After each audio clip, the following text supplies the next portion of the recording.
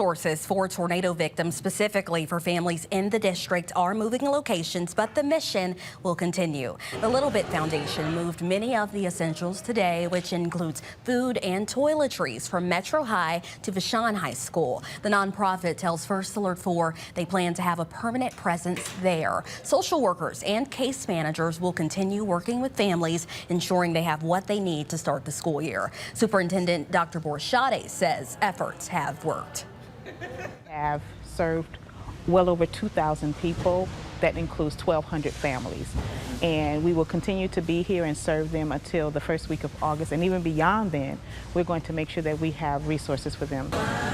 Families can access the resources during the week, largely during business hours. The Little Bit Foundation is still accepting donations too.